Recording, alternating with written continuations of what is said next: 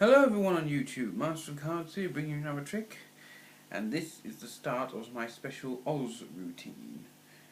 That means this trick, as well as a few tricks to follow, will be based on the films Wizard of Oz, Return to Oz, and Oz the Great and Powerful. There'll be 7 in all, and this is the first, so let's get it started. This trick is number 451 in my spellbook. It's called Ruby Slippers. In a sense, I'm wearing ruby slippers myself. Well, they're red, so technically it does count, but well, let's stop wasting time about that and let's get into the trick. Now first, I'm just going to give this deck a shuffle, a couple of cuts, 1, 2, 1 more for good measure. There we go. Now let's just, but instead of doing the trick of that, I'm going to put it away.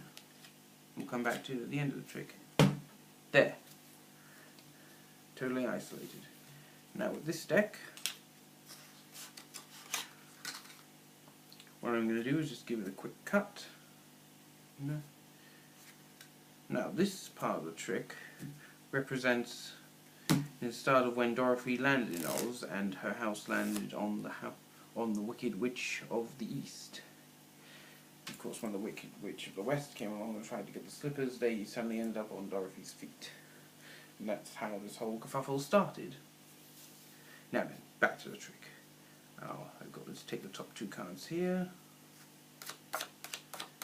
In this part I asked the spectator to pick one. Let's see. Let's go for this one.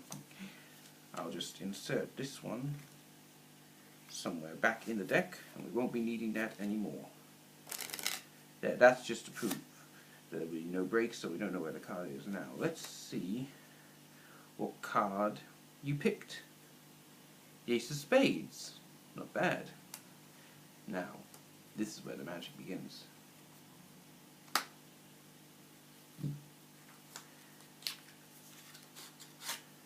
So I shuffled this deck at the start of this routine. The card on top of it is the Ace of Spades, just like on here.